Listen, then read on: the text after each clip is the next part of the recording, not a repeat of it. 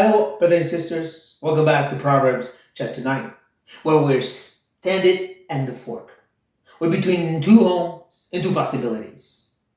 Lady Wisdom has given her pitch meeting, encouraged us to feast on her truth and live.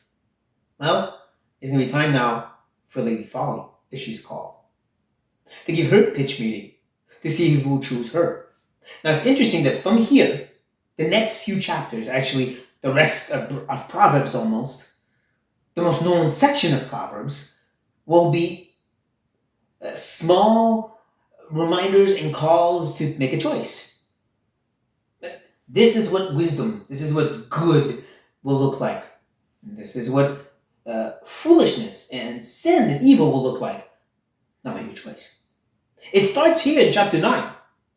We're giving kind of the base foundation of who and what this is, good and evil, and it will be put before many choices throughout the rest of this book. Makes sense, right? We see the connection. Like I said, it really is, in this next section, the very foundation of sin itself. I can almost see the slitting serpent coming into the garden and enticing Eve, enticing humanity into sin with the same kind of logic and approach as what we're about to see.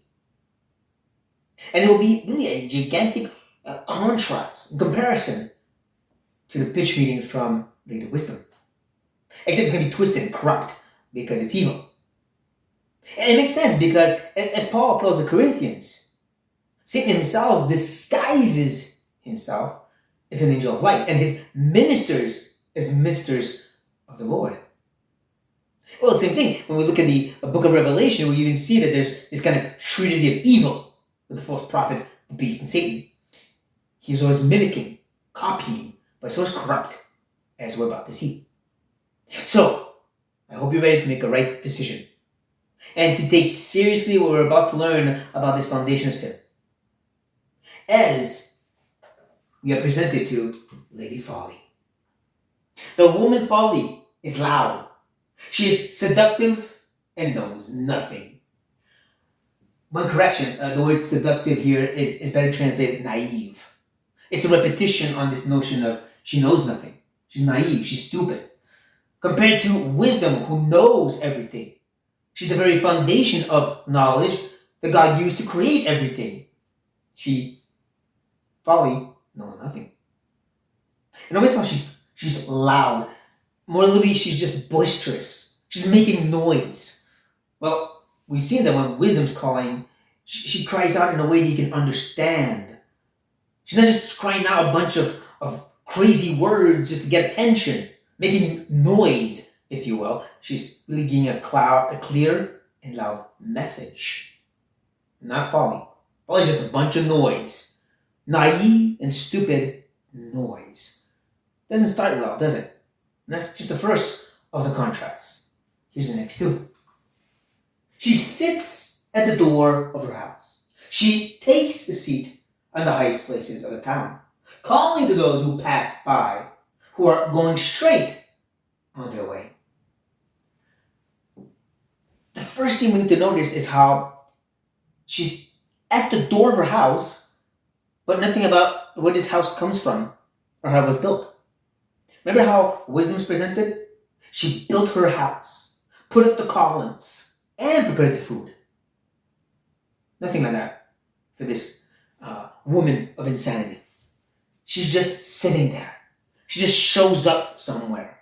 Everything's been done, and here she is. A bit like Genesis chapter 3. God created everything, and then here comes a snake out of nowhere who wants to ruin it all, like she's trying to do. And notice how she's just sitting there. It's even repeated, right? She takes the seat on the high places. What did wisdom do? She sent out her maiden to the high place to call on people. She left the house to go among the people to reach as many as she could. She's just sitting there. She's just sitting there waiting and just making noise trying to get some attention of anybody who cares. And interesting that who she's crying out to is those who are on a straight path, which really means like a good path, a moral path. Where wisdom was just trying to help those who are not sure, who need a bit of encouragement and instruction, who are naive but want to learn. She's purposely trying to detour those who are kind of going the right path. They've wobbled in the straight path, maybe. And she's like, hey, forget that path. She's trying to get them away. And just like the snake, with naive little Eve, who's new at this, trying to walk and live with the Lord. And he's in there just to nudge her away. Yeah. Wicked contrast, right? They keep piling on. Well, here's some more. The calling that she gives out. Whoever is simple, let him turn in here. And to him who lacks sense, she says, stolen water is sweet, and bread eaten in secret is pleasant. This is what we see, like I said, how Satan disguises himself as. She's going out to the simple. She's going out to those who lack sense in exactly the same way as wisdom did. Exactly the same way. Word for word, it's the same thing. So that's the thing. There's a masquerade when it comes to sin. It's never disguised as something evil or disgusting and you go, whoa, no, I want that. No, it looks like it's the same thing. It looks like it's the right thing. But then we listen to the message, right? Stolen water is sweet. But in secret, what you end up stealing there too, is pleasant. Remember, wisdom prepared the food, put hard work into building the house and the food to feed the people. There's an effort involved in this knowledge here. And again, we've been called to put in the effort to seek that same kind of knowledge. She's saying, just take it. Don't put in effort, just take. You want, go get it. Kind of the message of the world. As long as you get it, right? The ends justify the means. As long as you get what you need. That's the very message of sin. You want knowledge, go eat the fruit. Even though God said, don't touch it. Live a relationship with me and you'll get the right knowledge. No, go get it for yourself. Even though it's poison, go get it for yourself.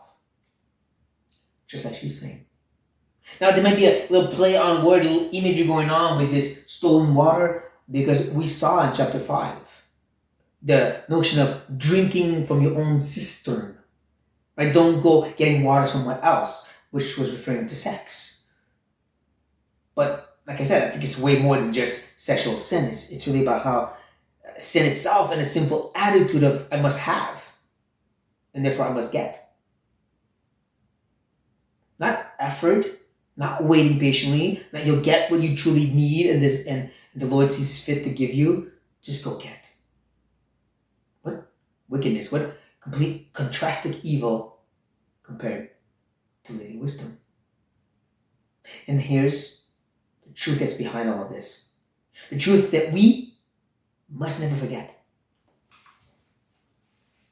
But he does not know that the dead are there, that her guests are in the depths of Sheol.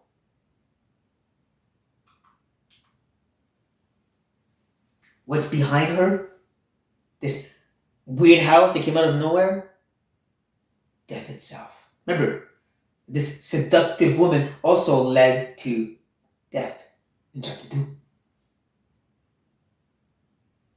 And I don't miss the fact that they don't know. She's naive, she doesn't know, and you're just as stupid as her, just as foolish as her. Because you don't realize that behind that sin is destruction, is broken lives, it's death. What did God say to Adam? When you take of this fruit, surely you will die. That's it. That's the reality of what sin is. What's behind it is death. Now we can kind of pile up all of these contrasts, right? How wisdom puts in all these great efforts to build and prepare, and folly just stands there. Wisdom calls you to come and eat and enjoy. Wisdom says, go take somebody else's and enjoy that instead. Wisdom's trying to help the simple in a real way. She's trying to get people away from what is right, simple or not. Wisdom gives life. Folly leads to death. We know these things. We know the story of Genesis that I kept referring to. And do we take it seriously enough? Because sin is all around us. The enemy is all around us. Whispers, all these kinds of lies, all these kind of manipulations and trickery. We as Christians are not supposed to fall into that. In Hebrews 12, we are warned not only to recognize that sin is entangled into us, but to remove every weight that slows us down in this race towards Christ. And how many Christians have humongous weights and don't realize how destructive their sinful attitudes are? We look at the very bad sins, like sexual sin. I know about that. I fight against that. And we forget everything else that is of the flesh. Spoken of in Ephesians, in Colossians, in Galatians as well. And we need to take it seriously because of destructive and damning nature. May God wake us up, brothers and sisters. Be blessed.